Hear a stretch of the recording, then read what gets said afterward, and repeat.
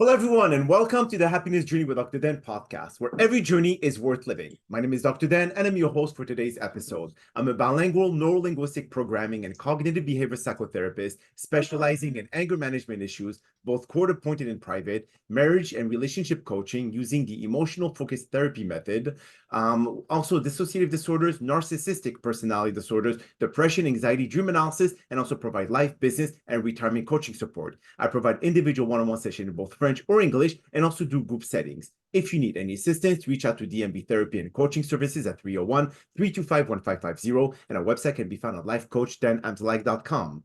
Today, I'm very excited to have for our 10th and last episode of season 24, a very special guest, physical healer and holistic life coach, Blanca Rodriguez. And just like every of my past episode, I will leave it up to the guests to properly introduce themselves, as no one can do a better job. Blanca, the floor is yours. Thank you so much, Dr. Dan. My name, of course, is Blanca Rodriguez. I am bilingual. I speak Spanish and English and some Italian as well. I am the owner of Wounded Healer, LLC. Under this umbrella, I provide services of licensed massage therapy for the state of Florida. I am a certified canine massage therapist for 9 years. I'm a holistic life coach. I'm into fitness for populations of 45 plus individuals. I'm a speaker, educator. I am an Amazon best-selling book co-author and a volunteer. And my biggest mission in life is to help others improve their quality of life, no matter what age we are, just like yourself, Dr. Dan. Beautiful. Well, thank you so much, Blanca, for being here at the podcast today. I really appreciate the time that you take out of your very busy schedule just to see how much you do. So thanks again. And I know that our listeners will greatly appreciate your insight. Now, first and foremost, obviously, we all have our own individual path, journey in life. And what causes us to become the person that we are today is because of our own personal struggles that we faced in our past. So what brought you to become a physical healer or holistic life coach? Did you go through some own challenges that you faced in the past? Yes, absolutely. Research shows that 2/3 of all children around the world will have some kind of traumatic experience by the time they reach the age of 16, whether it is the tragic passing of a loved one, being bullied in school or by family members, or sexual assault. I went through all three of these by the time I reached 9 years old. Wow. I went through the tragic passing of my father. I was bullied by family members in a school, of course, and I was in a world of silence for many, many years about sexual assault and sexual harassment. In a big way, I thought I was responsible for what happened to me. But like they say, a lot of people say, the wound is not my fault, but the healing is my responsibility. And definitely with the ups and downs, the very dark seasons that I endured and the silence that I endured for many decades of my life gave me a lesson of stepping into my power, a lesson of speaking my truth, a lesson that no matter what age I am capable of change, because when we change our mindsets, our life will really, really change. And taking under consideration that I went through such traumatic experiences for such a long time in a world of silence, I decided to speak up in the form of a chapter of a book. And life has never been the same again. And no, in any way or form, I am saying write a chapter in a book and your life will be fixed. No, not at all. It took me a lot of self-help, and it took me a lot of counseling, group counseling, etc., etc. And the journey continues. And a big part of my journey and a huge part of this mission for the rest of my life includes helping others through my story, helping others through the experiences that I had through low self-esteem, low self-worth, self-destructive patterns, because I live a full lifetime around chronic, untreated mental illnesses. This was the 70s and 80s when mental health was never talked about and mental illness was taboo. It was a shh and a one pill fix all kind of environment. I grew up around this. I grew up around a lot of abuse, a lot of isolation, a lot of neglect, because I was with a very unstable mother. She did whatever she could with the little tools that she had, but in a big way, I learned with her about what resilience is, about what not giving up means, because even though she was in the middle of her own storm and facing her own big monsters that she carried with her for the rest of our lives, she still did the best that she could to make us the human beings that we are today. And for that, I will always be grateful. That is amazing. And you know, the thing is that sometimes we take things for granted, Blanca. We don't really see what our parents have suffered with us. We think that, you know, we deserve or we're entitled to a certain type of life because we see what's around us. When we just look at social media, for example, the crap, the unrealistic expectation, the illusion of what people so-called live a lavish life is full of crap. But yet, you see people compare their own lives and saying, oh, how come I don't have this? How come I don't have the Lamborghini? How come I don't have the mansion by the ocean? Why does this person have better life than I do? And then they delve into depression, anxiety. They deal with additional mental illness that's not supposed to be there. But yet it is because of this illusion that people live in, because they're so into the social media that they live a miserable life. So Definitely. why don't people detach themselves? And if everyone today decide to cancel their Facebook or to cancel their Snapchat or Instagram, they will all crash. Right. Just imagine. So they need us. We don't need them. And this is where I see that you are in control of your mental health. Fail to understand that because they always wait for that puppet master to come and to decide what they're allowed to do, when they're allowed to breathe, when they're allowed to go piss or whatever else. And I think this is really, you know, aggravating me a lot because I see that they're just allow others to take control of them.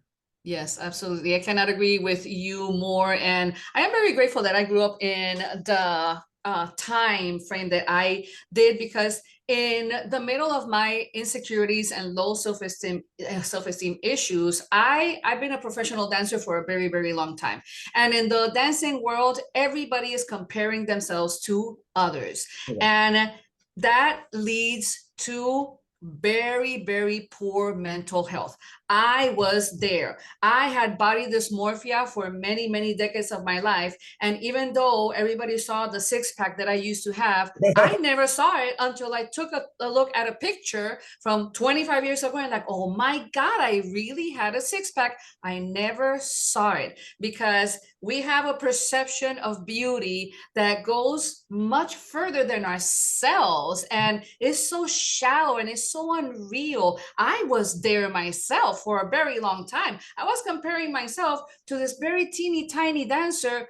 I'm Puerto Rican. I have meat. So how am I going to be comparing myself when I have no comparison, and neither did that other girl that was a dancer as well. So coming from that very negative rooting, I love dancing. Dancing is one of my biggest achievements, and it's one of my most consistent relationships on a good way that I had in my life, because I went down a rabbit hole of insecurities, low self-esteem, and part of my self-destructive patterns was, of course, numbing myself with the use of alcohol, drugs, and jumping from person to person, looking for something in the outside when all I needed to do was take a good look at the mirror and see beauty right there and then. Your mirror will never lie to you. If you run away from that mirror, it's time to turn around and confront that mirror and start doing some exercises of forgiveness. How about that? Some exercises of appreciating yourself for who you are, not for what anybody wants you to be or for what you assume that people want you to be. Because when we base ourselves in assumptions, it's a very sad life to live, because I was there for a very long time and it was never conducive to my progress. And at the end of the day, life is about progress, not perfection. Never forget that. But okay, so all this is great, Blanca, but here's what the problem is. With all the stimuli that we get from social media, Mhm. even if someone tried to heal from that past of like self-criticism and so on and so forth, they always get back into that vortex of feeling less of a person because of all the comparison that they set themselves. So I think they have to go through that drastic change, as you mentioned, to detach themselves from such a poisonous environment that Mhm. they've been either family members, friends, acquaintances, whatever it is, and they put them in a situation where they try to escape from that door. They have almost their 2 feet out that door, and there's an arm grabbing them. No, no, you're not getting out of here, and they bring them So back. true. So Mhm. the reality here is how or what would you suggest to people, to the listeners, and let them know there's a way out, and sometimes it is not through the front door. There could be a back door somewhere. Mhm. Or a window. Or a window, yes, Oh exactly. yeah. The window, Or a yes. window, Let's not definitely. forget Or that. the doggy door. Or Oh the, yeah. yeah, the Oh dog. yeah. I follow this phenomenal speaker from old school, Jim Rohn, and he used to say, life does not get better by chance. It gets better by change. If you want more happiness in your life, you got to walk away from the circles of negativity, hate, putting people down, comparing themselves to others, comparing themselves to you, pointing at others with a finger, because this is, unfortunately, social media has its beauty, but social media is a blessing and a huge curse. And this is what happens. We are beings of habit. We're beings of habit formation, and it takes 21 to 67 days to form a habit, or even more when the habit is to instill within you. And I have two kids, 23 and 26 years old, and they were definitely in the beginning of the bombarding of social media. Social media has taken such a toll on my daughter's mental health that is like there is no breaking free. But with the proper help, she has broken free from social media. She has broken free from what doesn't serve her well. She has chronic depression. Definitely she does. And she has been in very, very dark seasons of suicidal tendencies. And on the other hand, she is a go-getter. She is an engineer. She graduated with honors from Georgia Tech. I mean, she is a go-getter, but there's this side of her that is in a vortex, that is confusing, that is dark. And she is taking matters into her own hands of making these changes, because we can have many tools, the best tools, handed to us in a platter. But if we don't pick them up and use them, they're all for nothing. If you want to change your life, you got to get out of your comfort zone of being miserable, get out of the comfort zone and start changing your patterns, change your friends. If family members are as bullies as my family members were, what do? Love them from a distance. You know, you don't need to be around these people that they are not conducive to your progress in life. So do yourself a favor, protect yourself at all costs. The most important investment that we do in this life is the one on ourselves. Your mental and emotional health is more important than anything or anybody around you. Choose wisely, please. Beautiful. That's an amazing, amazing advice. I just hope that the listeners really take the time to listen to every single syllable that you're saying and to be able to understand the importance, because as you and I know, Blanca, especially you, now I didn't really face any major mental, health condition beside body dysmorphia. I used to be morbidly overweight. Okay. I used to really, like, I think it was more of a hypothyroidism issue that I had, that I've been Mhm. having since birth. And I went to professional bodybuilding.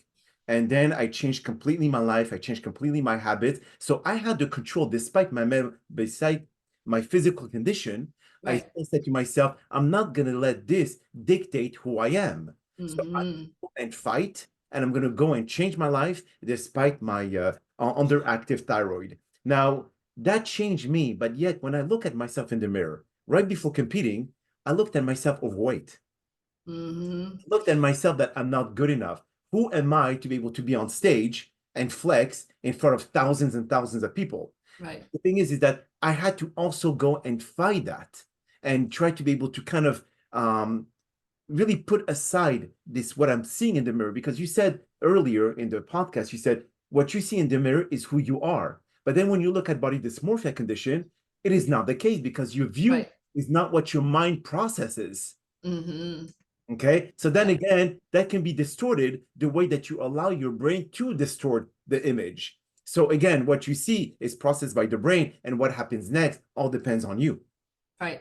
So true. So true. I had body dysmorphia for a very, very long time. And I always thought I was overweight and overweight and overweight. I have never been overweight in my life. This is the most overweight I am right now. I'm in my late 50s. I'm 59 years old, and I still have a full blown physical activity charge life, because it's great for my body, for my emotions, for my peace of mind, and of course for my soul. And definitely physical activity is one of the best medicines there are, because movement is medicine. People never forget that any kind of physical activity will really, really help you with any situation that you may be going through. These days, everybody has been on edge these days with the election and all of these changes that are happening as we speak. So what to do when your mind is clouded? Take a breather.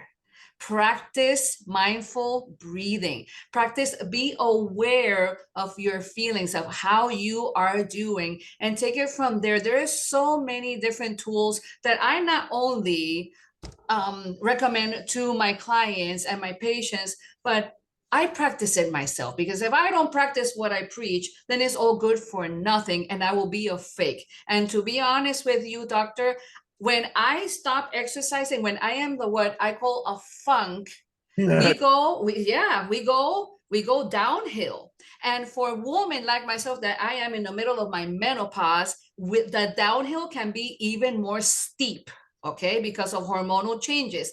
We got to be very aware of how we feel. I have a daughter that she's got chronic depression. She knows what is going on with her. And I am so grateful that this young woman and me, we have an open communication about how she is feeling, because otherwise she would have been gone already. So don't do this alone, people. Don't rely on social media and saying, I'm not feeling well today, and have an ocean of judgmental and haters saying things that are not conducive to your good health. Do yourself a favor again. Please protect yourself at all costs. You deserve it, and you are worth it. Please. That is amazing, Blanca. And I know that the listeners out there are actually, they want to be able to follow what the guest is actually suggesting. They get inspired. That's the most important.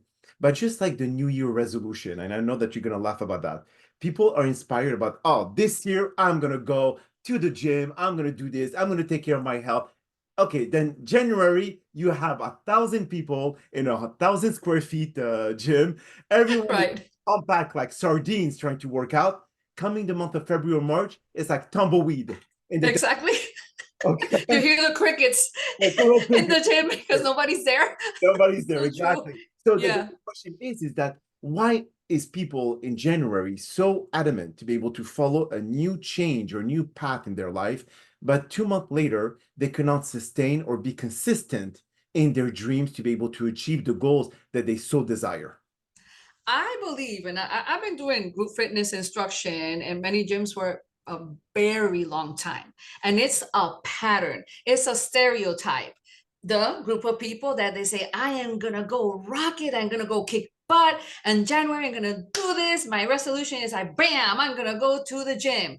All righty. And then by February, they're like, oh no, I'm done, because I am hurting, because they overdid it, because they hurt themselves, because they went to the wrong people, because, and most of the time is because they overdo it. Oh, and people, of course, the fast-paced life that we are living here, including, of course, social media has everything to do with it. People want a quick fix, and a quick fix is not real.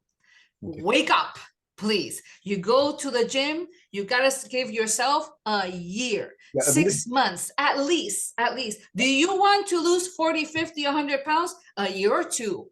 Okay. And consistency and patience is key. And start forming that habit. It's not one day to the other, bro. You got to wait it off and be consistent. And if you don't want to be there, you drag yourself to the gym. If you're sad, you go drag yourself to the gym. If you're happy, you drag yourself to the gym. If you are too busy because at 8 o'clock you have a meeting, you get up at 5 o'clock in the morning and you go to the gym, or you do it last thing of the night. There's options out there. And you know what? This is the thing. When we want something, we go get it. And we do everything and anything in our power to get it done. It's the same way with people that want to feel better, want to look better, want to lose weight. But then what are you going to do? You go to the gym for half hour and then you go home and eat rice, beans, and pork chops left and right. Because come on, I'm Puerto Rican. I know how this goes.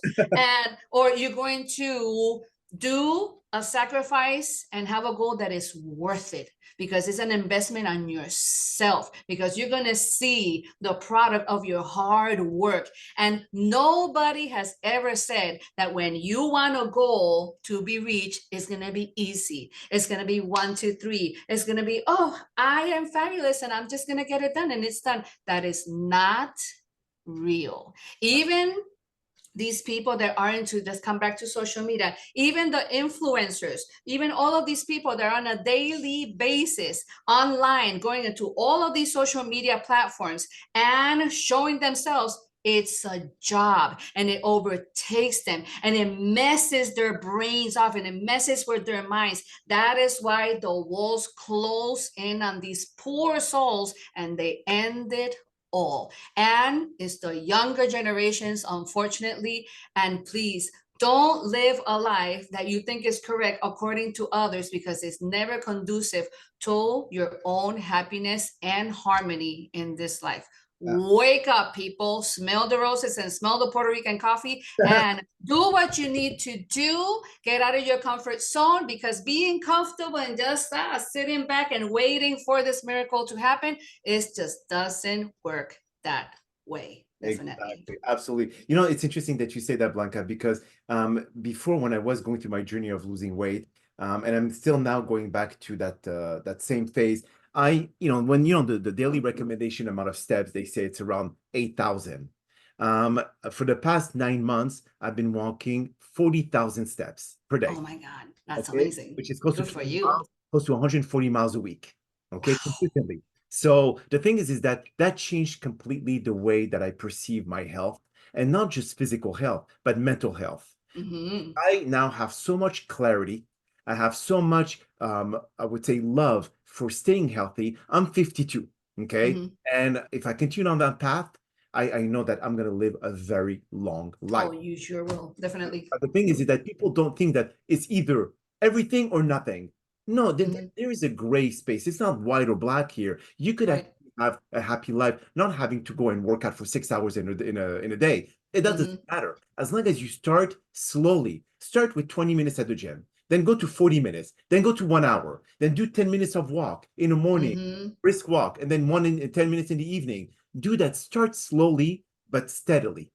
And that's what a lot of people don't think. They think it's either everything or nothing, because, as you said, it seems like everyone has fire up their ass. Yes. It's like a propeller that they have to go and go faster than the other person behind them. But journey of life, we are in a massive highway. Let's call it the I-4, okay? Right. Florida. And we are alone in this I-4. And you live in Maryland, so that was the I-95. So imagine 95. You're alone. You take whatever exit you want to take. It's really up to you. But the person that is in the same highway, they're not going in the same direction as you. Right. They have their own life. So don't try to go and speed up and go faster than them, because chances are you are going to miss your exit. Yeah, that's right. Oh my God. So true. People need to understand that. And when I see people just juggling and try to do so much and all, people have to do things smartly and work smart, yes, but you have to work smart. Right. That's what people lack. Oh yeah, I'm going to work in my office for 18 hours a day. And what have you accomplished? Exactly. I think because out of the 18 hours, you spend 9 hours on TikTok, the other 6 hours on YouTube, and you actually work 1 hour. So how is that smart? So cool. So good. So good. So good. Oh my God. Incredible how people think that, oh, the quantity of hours count. It's worthless crap. And people Exactly. don't seem to understand that. But eventually, the podcast that we have awakens people, Blanca, to be able to really look at themselves and say, what am I really trying to accomplish? What am I trying to kind of venture in or venture out from? And this in itself will cause people to start awakening, especially that nowadays, with everything with the election that happened and all, people think that slavery is over. But we're full-blown slavery mode now, if you really think about it, because you may be free to go on vacation, but your mind is still in a cage. Right. Right. So true. So true. You go on vacation and then your mind is anywhere else but on vacation mode. That's Your correct. mind is like, okay, when I get home, I gotta do this, and then you are anticipating something that hasn't even happened when you need to quiet the noise, take it easy, calm down, Yeah, breathe. It'll be okay. It doesn't matter what age we are. You don't have an expiration date when it comes to your well-being, when it comes to your progress, when it comes to doing changes in this life. The whole opposite. You will have more brain health when you go through drastic changes in your life and learning new things. Like, for example, a new sport. I started paddle boarding like 6 months ago, and it came and it's like, okay, I'm gonna do something new. I'm gonna start paddle boarding. And 900 days ago, I started to learn Italian. Why not? Is good for my brain health, because when we have brain health, our bodies will be happy. But when we lack of brain health, everything will fall apart. My mother never took care of her mental state, and my mother is 93 years old with advanced stages of frontotemporal dementia. I never thought that I will ever see the day that I will be changing my mother's diaper. And my mother was a very physically active woman, but she didn't take care of her mental health. She totally rejected it and neglected that side of her. And here we are. She doesn't need a walker, but she cannot go to the bathroom on her own. So please pay attention, people. Your health is wealth. And the most important investment that we can do is the one on ourselves. And self-care is the best care. You cannot be expecting that just because you go to a doctor's office, the doctor's going to fix you up and your life is just fine. You got to follow recommendations, and you got to make this about body, mind, and spirit. You got to go into this holistic mindset, because stress is a killer. And all I hear from all of my patients and clients, I work with a lot of people on a weekly basis, and all I hear, so how are you doing? I'm stressed and tired. Stressed and tired. Those two. Stress and tired. Stress starts with a thought. It dominates your emotions, and it inflicts on your body in the form of stomach ache, in the form of a migraine, in the form of high blood pressure, and in extreme cases, in the form of a stroke or a heart attack. So choose your stresses, because there's something called a good stress and there's something called a bad stress. And it seems more and more that this society is based on the bad stress, and they're addicted to cortisol or something, because it's all about glorifying stress. Oh my God, I am so busy, I'm so stressed out. Does busy have to be a synonymous of stressed out? Absolutely not. That's so true. Absolutely not. Now, Blanca, if you could let our listeners, where can they find you just before we conclude the podcast? Because I know that the value of what you've presented today is something that I hope people or the listeners will be able to extract from. And I know that, the majority of people have the difficulty in accepting failures. But as you know, the acronym FAIL, FAIL, stands for First Attempt in Learning. Right. People are afraid to learn because it's the image that they give to their external environment that I failed in my venture. I failed in my relationship. I failed in my marriage. I failed with my kids. I failed. And that's what happens is that when you repeat those negative affirmations to your brain starts believing that you are a failure. But if you start saying, I learned how to do better in my next relationship, I learned how to be able to change my relationship with my son or my kids, whatever. I learned to be a better employee or a better entrepreneur. I learned. So then the brain says, it's no more failure. It's actually learning. So let's get that brain process to learn, and then you get better as you go with it with experience. But people look always at the negative because it's so much better to stay in misery than change the course of your life into the positive. And people don't have that ability to do so. So if you could just share with the people, how can they find you in case they have to reach out to you? Yes, thank you so much. My website is www.woundedhealer.us. Call me. Don't do this alone. Don't do what I did. 772-475-0126. And in my experience, doctor, failure to me has been a lesson. Failure is about growth, and it takes a lot of failure to succeed. Don't forget that. No matter where we come from and no matter what age we are, don't forget. Just look at Thomas Edison when he did the light bulb. He failed 1,000 times before actually making it happen. So if we could not get experience from him, then might as well just put your head in the sand and go live with in the deserted island. Right, so true. Well, Blanca, that is all the time that we have for today's podcast. And I really appreciate you taking the time in a busy schedule to join us. And thank you for participating and inspiring our many listeners with your incredible skill in healing. Now, we hope that you've all enjoyed today's episode. I'm also very excited about the many upcoming guests that we have scheduled for season 25 of the Happiness Journey podcast, filled with inspirational stories just like the one that you listened today. Now, here are some concluding words of wisdom. To all healers out there, your work shines brightly, lifting those who feel lost in pain or uncertainty. Every day, your courage, compassion, and dedication help guide others towards a place of wholeness. Even the smallest act of kindness can ignite hope and inspire change, with the impact of your work rippling far beyond what you may realize. During the challenging times, remember that your presence embodies resilience and remind others of their own strength. You bring people the courage to rise, the insight to grow, and your reassurance that they're never alone.